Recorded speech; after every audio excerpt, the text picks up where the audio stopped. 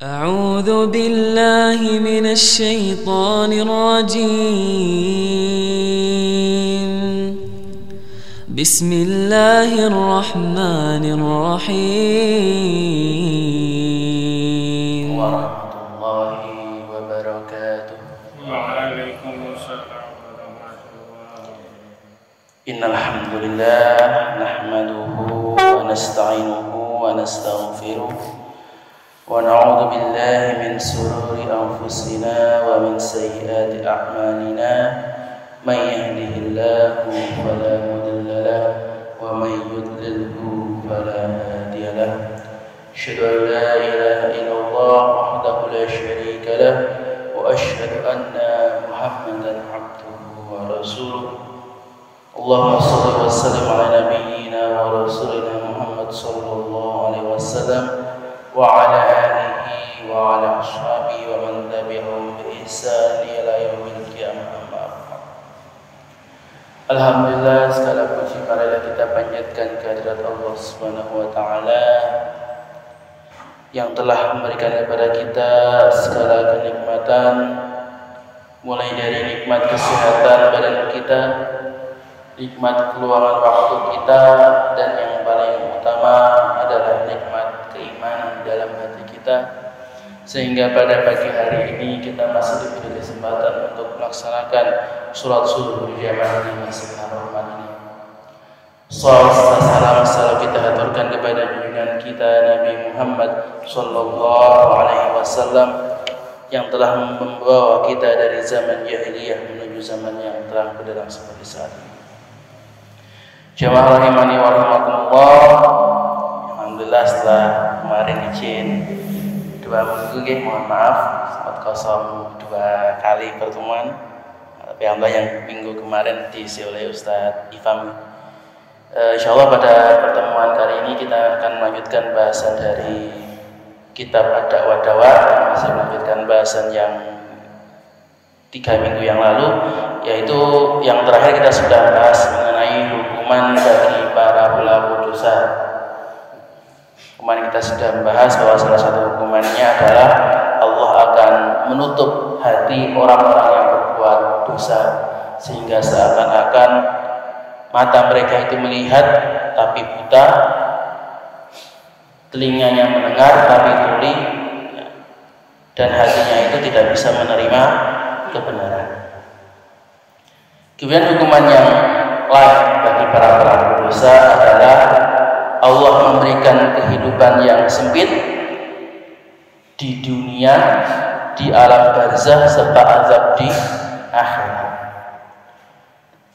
Ibnu Qayyim menuliskan bahwa Allah Subhanahu wa taala berfirman dalam surat At-Taha ayat 124, "Wa man a'rada 'an dzikri," dan barang siapa yang berpaling dari mengingatku, dia lalai dari berzikir kepadaku, dia lalai akan perintahku, fa inna lahu ma'isyatan dongka, maka sesungguhnya baginya itu penghidupan yang sempit, wa nahsyuruhu yaumal qiyamati a'ma, dan kami menghimpunkannya pada hari kiamat di dalam keadaan buta. Maka kehidupan yang sempit ini yang Allah janjikan bagi orang-orang yang lalai, yang dimaksud adalah, kalau tafsir lahiriahnya atau tafsir lahirnya adalah mengenai adab kubur.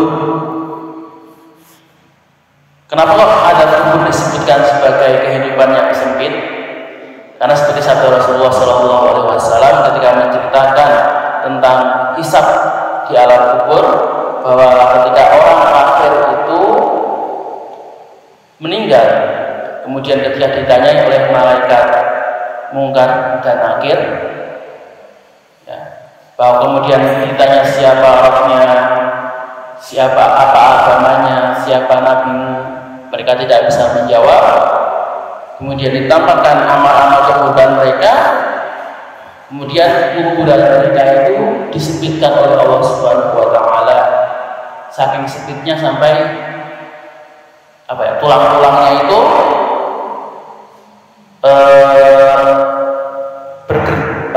bergerak gitu ya, saking terjepitnya.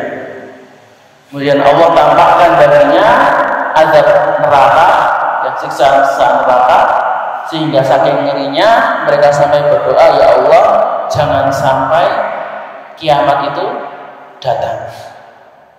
Karena mereka tahu bahwa walaupun azab kubur itu memang sudah berat, azab di akhirat jauh lebih berat lagi. Namun Ibnu Qayyim juga menuliskan bahwa ayat di atas juga memiliki cakupan yang lebih luas, karena di sini ma'isyatan donka ditulis tanpa menggunakan alif lam. Kalau dalam bahasa Arab ini namanya nakirah. Nakirah itu kalimat umum. Jadi misalnya kalau buku itu kan kitabun. Nah kalau kitabun itu buku secara umum, buku apa saja. Beda kalau pakai alif lam, al-kitabu. Nah kalau al-kitabu itu sebuah buku yang secara khusus hanya buku ini saja, bukan buku yang lain. Maka di sini kehidupan yang sempit ini bisa ditafsirkan menjadi kehidupan yang lain, termasuk diantaranya adalah kehidupan dunia. Maka orang yang berpaling dari perintah Allah, berpaling dari ajaran-ajaran Allah, akan mengalami kesempitan yang besar di dalam kehidupan dunianya.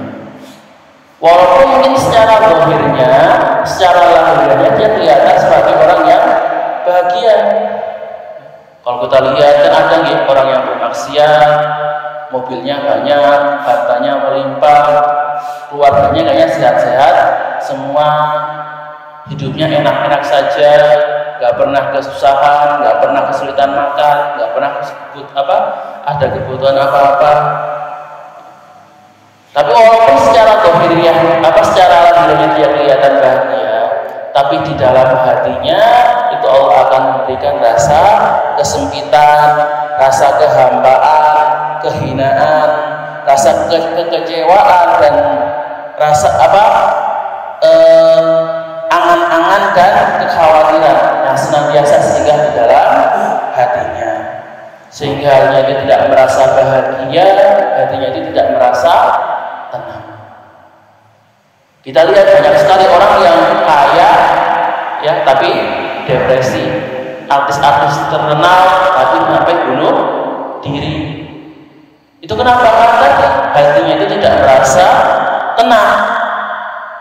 Hatinya itu ditutupi dengan mabuk syahwat, cinta dunia, dan gila jabatan. Dan mabuk dunia ini jauh lebih berbahaya dibandingkan mabuk khamr. Kalau orang mabuk khamr, ya habis minum minuman kemudian mabuk, masih ada kesempatan untuk sadar. Setelah efek khamrnya hilang masih bisa sadar. Tapi kalau orang yang mabuk syahwat, itu cinta dunia, itu susah sekali untuk sadar. Kalau rasa cintanya, syahwatnya itu tidak dihilangkan, maka dia tetap akan terlarut di dalam kemabukannya. Maka kehidupan yang sempit ini, baik di dunia, di alam barzakh maupun di akhirat nanti, adalah konsekuensi bagi orang-orang yang berpaling dari ajaran Allah, yang berpaling dari tuntunan Rasulullah SAW.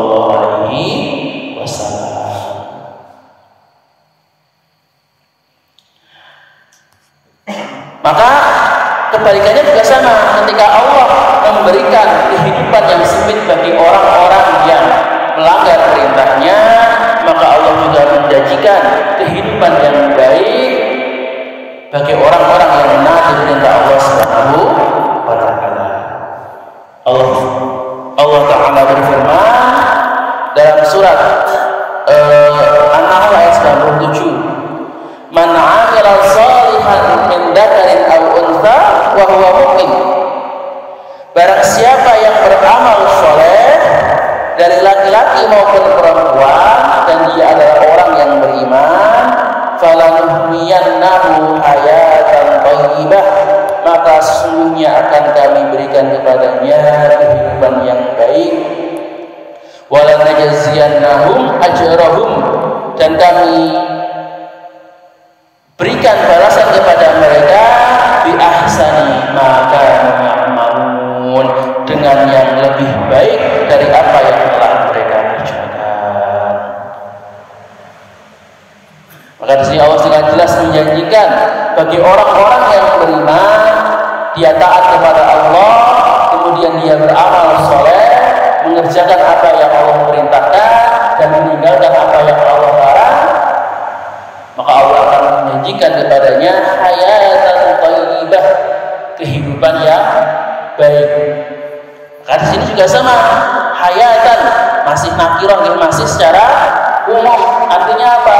Bahwa kehidupan yang baik ini Allah juga berikan di 3 alam tadi. Allah berikan kehidupan yang baik di dunia, kehidupan yang baik di alam kubur, dan kehidupan yang baik di akhirat kelak.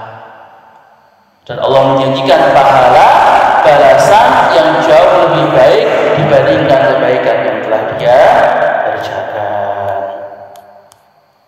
Maka ketika orang-orang yang bertakwa, yang berbuat baik di dunia, beramal saleh di dunia, maka akan mendapatkan kenikmatan di dunia ini.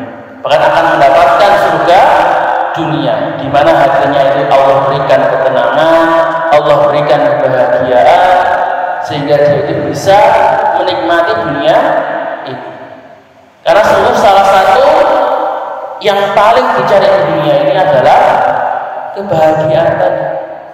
Kenapa orang nyari harta? Karena dia ingin bahagia. Kenapa orang pengen jabatan tinggi? Karena dia pengen bahagia. Maka salah satu nikmat yang terbesar yang Allah berikan di dunia ini adalah rasa ketenangan dan kebahagiaan dalam hati kita. Sehingga sebagian orang-orang mengatakan, sekiranya para raja, pemimpin itu merasakan apa yang kita rasakan, kebahagiaan yang kita rasakan, surga dunia yang kita dapat, maka tentulah mereka akan merampasnya dari kami dengan pedang-pedang. Kemudian setelah kehidupan yang baik di dunia ini, Allah sudah menjanjikan kehidupan yang baik di akhirat. Berupa apa? Ya berupa pahala, berupa kenikmatan surga.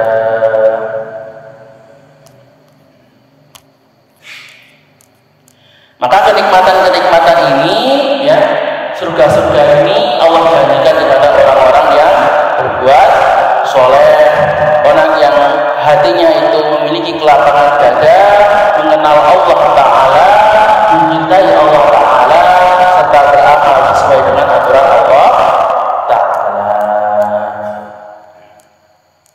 Maka bukankah Ibnu Qayyim menuliskan bahwa bukankah kehidupan ini hakikatnya hanyalah kehidupan untuk hati yang bersih?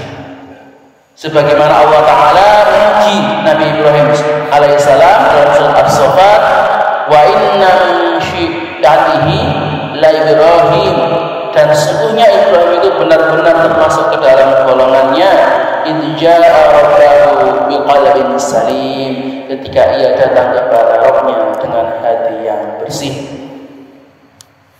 Maka ketika hatinya sudah bersih, selamat dari rasa syirik, dari dengki, iri, kikir, dari rasa sombong, gila jabatan, cinta dunia, maka ketika hatinya itu bersih dari segala ini, Allah akan menjauhkan dia dari kerusakan, menyelamatkan dia dari syubhat-syubhat, serta selamat dari syahwat untuk menentang perintahnya. Maka insya Allah hati yang bersih ini Allah berikan tadi kehidupan yang baik, surga yang disegerakan di dunia, surga di alam barzakh, serta surga yang surga yang tertinggi nanti di akhirat kelak. Dan semoga kita semua ini termasuk dalam golongan yang mendapatkan kenikmatan 3 surga ini. Amin amin ya rabbal alamin. Jamaah rahimahullah, mungkin cukup sekian yang bisa Jika ada salah kata maka datangnya dari diri saya sendiri dan saya mohon maaf sebesar-besarnya.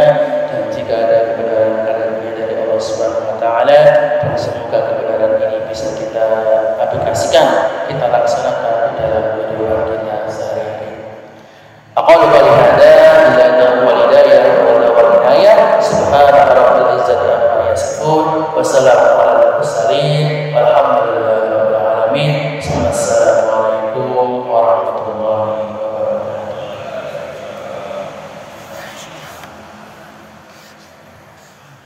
Subhana rabbika rabbil izzati amma yasifun wa salamun alal mursalin walhamdulillahi rabbil alamin. Sadaqallahul azim.